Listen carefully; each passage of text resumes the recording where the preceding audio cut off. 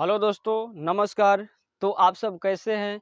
उम्मीद करता हूं कि आप सब अच्छा ही होंगे। तो चलिए आज हम लोग फिर से क्लास 10th के एनसीईआरटी गणित प्रश्नावली 8.1 के त्रिकोणमिति अनुपात के बारे में क्वेश्चन नंबर 4 को इस वीडियो में देखेंगे। दूसरे वीडियो में बाकी के क्वेश्चन बना दिए गए हैं। अगर आप लोग उस वीडियो को नहीं देखे हैं तो हमारे चैनल पर जाकर उस वीडियो को देख सकते हैं। तो चलिए आज हम लोग क्वेश्चन नंबर 4 को इस वीडियो में जानेंगे। दोस्तों यहाँ कुछ मान दिया गया है और कुछ हमें निकालना है और साइन ए और सेक ए का मान पूछा है इस क्वेश्चन में।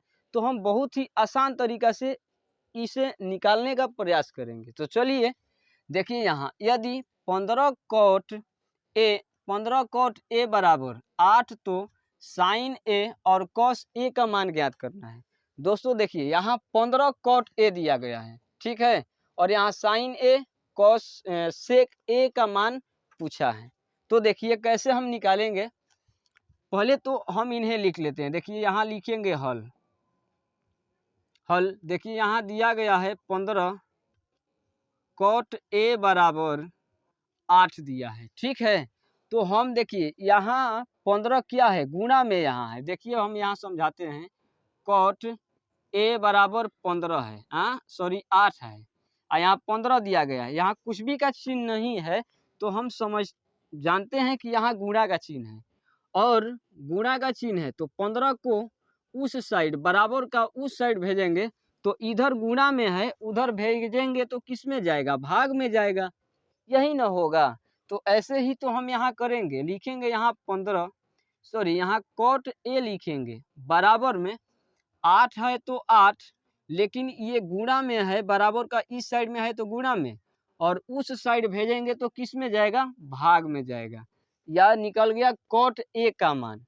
अब देखिए हम इनको यहाँ से मिटाते हैं और यहाँ देखिए लिखते हैं कॉट ए।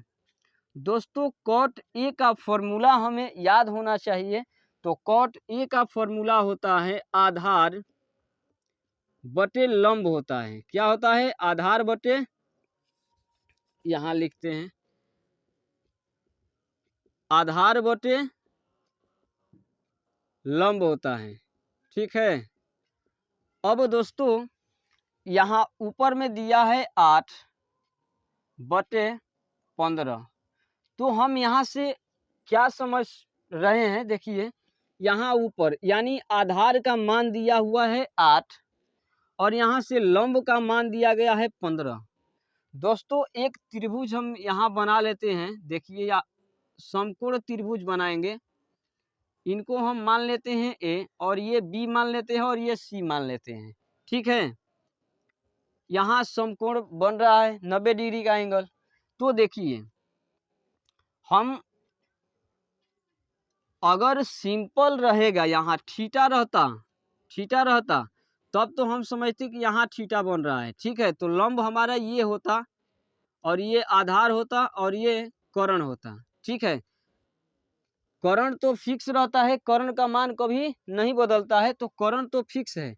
लेकिन दोस्तों ये दोनों बदलता रहता है, ठीक है, ये बहुत चालू है। कैसे बदलता रहता है, तो देखिए यहाँ थीटा का स्थान पर मान लीजिए ए दिया है, कभी ऐसा हो जाएगा कि थीटा के जगह पर बी दे देगा, बी का स्थान पे सी दे देगा, तब यहाँ से लंब और आधार का मान बदलता है। कर्ण का मान फिक्स रहता है, ये आपको ध्यान रखना है। तो दोस्तों यहाँ तो थीटा नहीं दिया है, यहाँ ए दिया गया है। तो हम यहाँ ए देखेंगे तो यहाँ ए है, ए यहाँ थीटा बन रहा है। तो देखेंगे कि थीटा के स्थान, थीटा से अगर ए भी से कोई टॉरस जलाएंगे तो फोकस हमारा यहाँ होगा, बीसी पर फोकस जाएगा। तो जहाँ फोकस जाएगा वह हमारा क्या हो जाएगा, लंब हो जाएगा। जहाँ फोकस जाएगा वो क्या हो जाएगा, लंब हो जाएगा। तो ये हमारा लंब हो गया।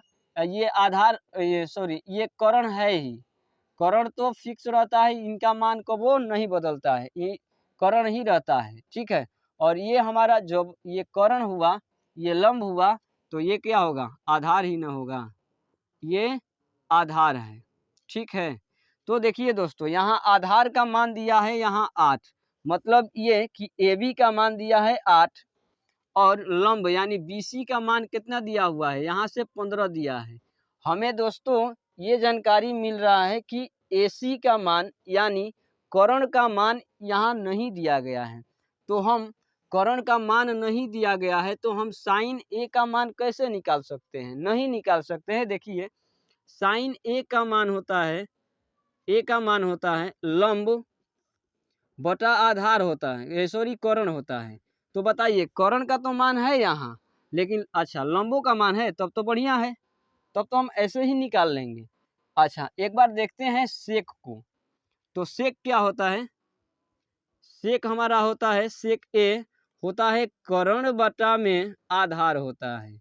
दोस्तों अब यहाँ हुआ झमेला, देखिए ना यहाँ कर्ण का तो मान हम यहाँ से लिख लेंगे, लेकिन आप ही बताइए आधार का मान हम कहाँ से लिखेंगे, आधार का मान तो दिए नहीं किया है। आधार का मान दिया है, आधार का मान दिया है, सॉरी कर्ण का दोस्तों मान नहीं दिया गया है।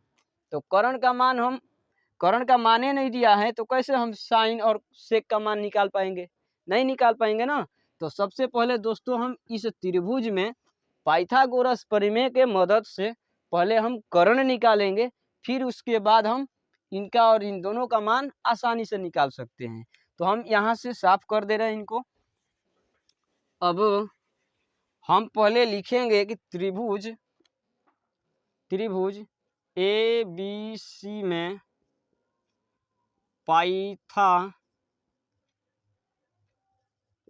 पाइथागोरस प्रमेय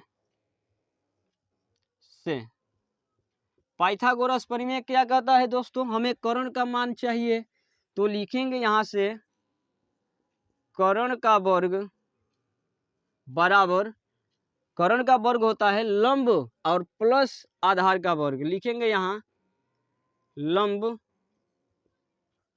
का वर्ग प्लस होता है आधार का वर्ग, आधार का वर्ग।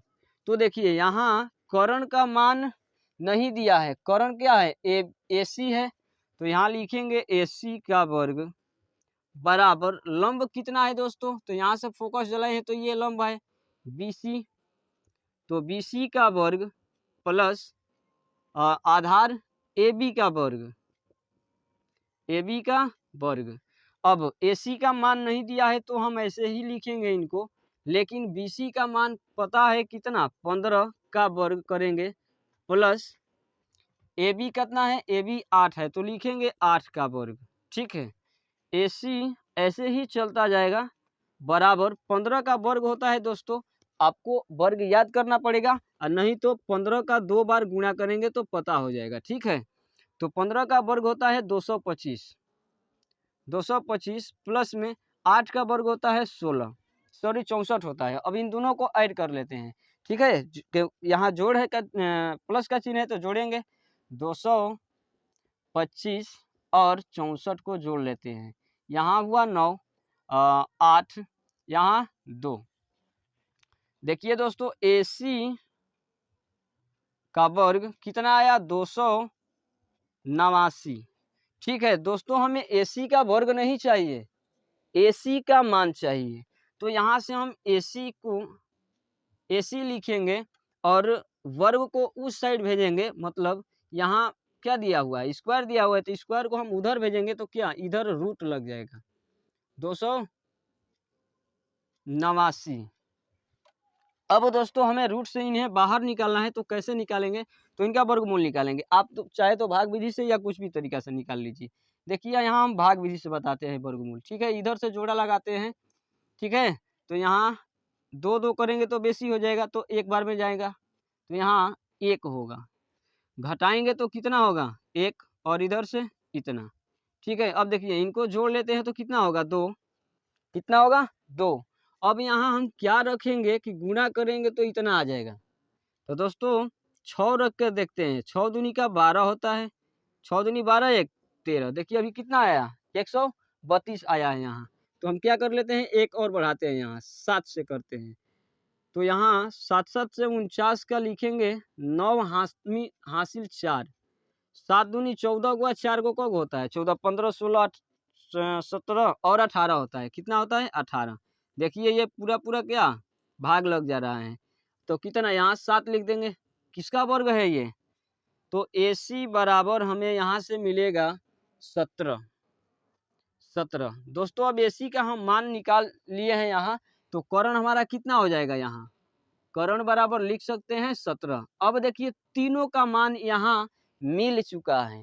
अब हम चाहे किसी भी त्रिकोणमितीय अनुपात 7 गो होता है ना, 7 गो 8 गो, तो हम सभी का मान यहाँ से निकाल सकते हैं। अब तो बहुत ही आसान हो गया है, ठीक है, तीनों का मान हो गया है तो हम निकाल सकते हैं इन्हें।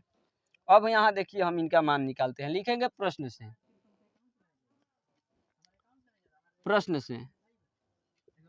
से। दोस्तों यहाँ हमें साइन A का मान चाहिए, साइन A बराबर, और सेक A का मान चाहिए, सेक A। साइन A का सूत्र होता है लंब बटा कर्ण। दोस्तों लंब देखिए, लंब तो देवे किया है 15, तो लिखेंगे 15। कर्ण कितना है, कर्ण है क्या, यहाँ है 17, तो लिखेंगे 17। इनका आंसर यहाँ हो जाता है। अब सेक का देखते हैं, तो सेक का होता है कर्ण बटा आधार होता है, आधार। तो यहाँ देखिए कर्ण कितना है 17 बटा आधार कितना है 8, इनका हो जाता है यहाँ आंसर। तो दोस्तों इस क्वेश्चन को बहुत ही आसान तरीका से समझ में आया होगा। तो ऐसे ही वीडियो देखने के लिए हमारे चैनल को सब्सक्राइब कीजिए और वीडियो को लाइक कीजिए। मिलते हैं दूसरे वीडियो में, तब तक के लिए जय हिंद।